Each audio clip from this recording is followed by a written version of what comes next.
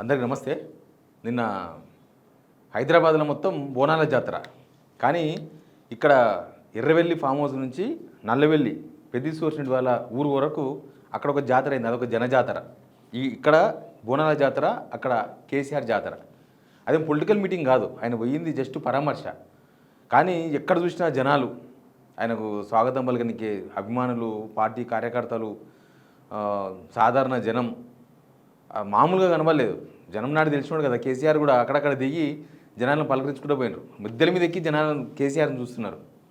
దీన్ని బట్టి ఒకటి అర్థమైంది, తెలంగాణ కేసీఆర్ కోసం ఎంత వెయిట్ చేస్తుంది. కేసీఆర్ బయటికి రావాలని కాంగ్రెస్ వాళ్ళు అడగడం కాదు, అసలు కేసీఆర్ బయటకు వస్తే ఎట్లుంటుందో ఈ టూర్ మొత్తం ఒక నిదర్శనంగా కనిపించింది.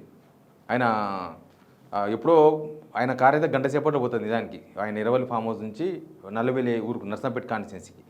కానీ 5 గంటలు 6 గంటలు పట్టింది ఆ కారు పోనీకే. ముందు సబ్స్క్రైబ్ చేయండి, షేర్ కూడా చేయండి. అసలు ఈ విజువల్స్ చూస్తే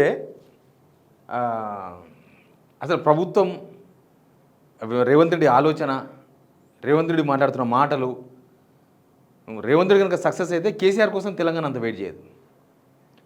రేవంత్ రెడ్డి ఎంత ఫెయిల్ అయిందో కేసీఆర్ టూర్ని చూసేసాను నేను. దీన్ని టాలీ కూడా చేయదలుచుకోలేదు, దీన్ని టాలీ కూడా చేసే లెవెల్ కాదు నా దృష్టిలో. రేవంత్ రెడ్డిని కేసీఆర్ను టాలీ చేస్తే కూడా చాలా చిన్న అంశం అవుతుంది. అసలు టాలీకే పనికి రాకుండా పోయింది వ్యవహారం ప్రభుత్వం. ఒకసారి చూడండి.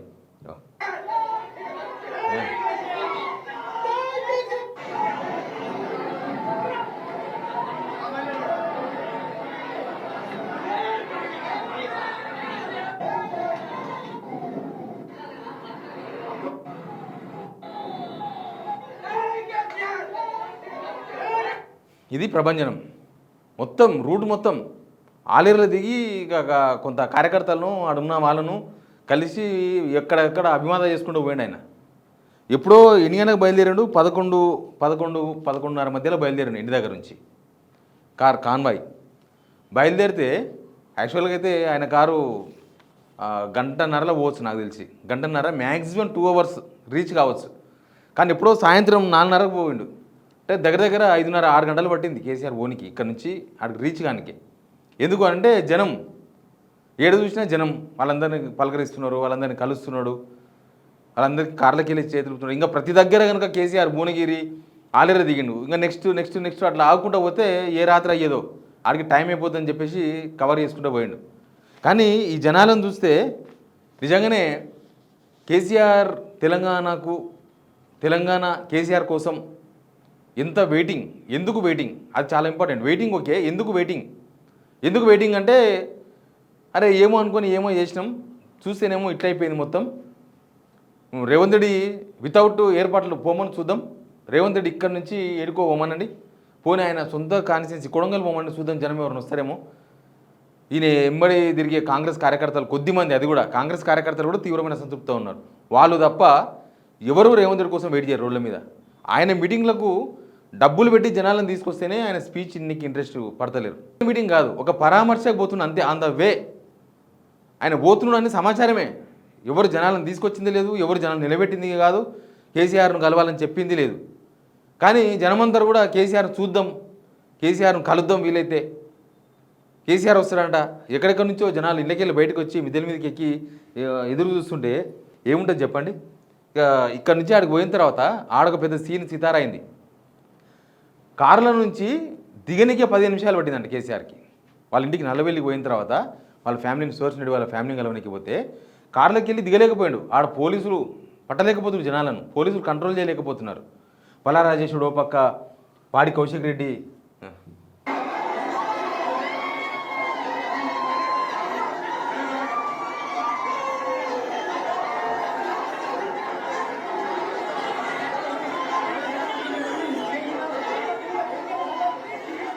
మనం దిగింది చూసినాం కదా, దిగినికి ఇబ్బంది అయ్యి జనాలను కంట్రోల్ చేయలేక పోలీసు వాళ్ళు సార్ మీరు 15 నిమిషాలు కారునే కూర్చోండి, ఇదంతా మేము సెటరేట్ చేసుకుంటాం అని చెప్తే ఆడికి వీళ్ళిద్దరు పల్లారాజేశ్వర రెడ్డి, పాడి కౌశిక్ రెడ్డి, ఇంకెవరెవరు నాకు కనబడలేదు సరిగ్గా, వాళ్ళందరూ అక్కడనే ఉండి ఒక 15 నిమిషాల తర్వాత పోలీసు వాళ్ళు సార్ మేము ఓకే సెటరేట్ చేసినాం కార్యకర్తలను, ఆడికి అంతమంది ఉన్నారు, మేమందరం ఆపుతున్న జనాలను ఆపినాక దిగండి సార్ అంటే ఒక 10 నిమిషాలు ఆగి కిందికి దిగి పోయి పెద్దిసూర్చుడి రెడ్డి ఫోటోకు పూలమాల వేసి పూలేసి నివాళులు అర్పించిండు. తర్వాత వాళ్ళ ఫ్యామిలీ మెంబర్స్ని కలిసిండు.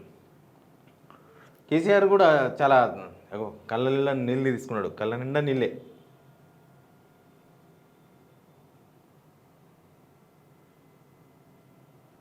కేసీఆర్ ముఖంలో కనిపించింది బాధ. అరే ఉద్యమ సహచరుడు పోయిండు, పార్టీ మంచి లీడర్ను కోల్పోయిండు, పెద్ది సుదర్శన్ రెడ్డి లేని బాధ కేసీఆర్ ముఖంలో కనిపించింది. అంటే రేవంత్ రెడ్డి ఈ 2.5 yearsలో ఎన్ని మాట్లాడిందంటే ఇక బీఆర్ఎస్ లేదు, కేసీఆర్ నేను సమాధి చేసేసిన, అక్కడనే ఫామ్ హౌస్ని సమాధి చేసేసిన, పొలిటికల్ కానీ కొన్నిసార్లు అన్నాడు. ఇంకా ఆయన బయటికే రాడు, ఆయన ఆరోగ్యం బాగాలేదని కొన్నిసార్లు మాట్లాడిండు, ఎన్ని మాటలు మాట్లాడిండు. కేసీఆర్ గతం, ఇంకా కేసీఆర్ అనే మనిషి జనాలను కలవడు, కేసీఆర్ అనేది గతం, మేమే ఉంటాం. కానీ అట్లా కనపాలే.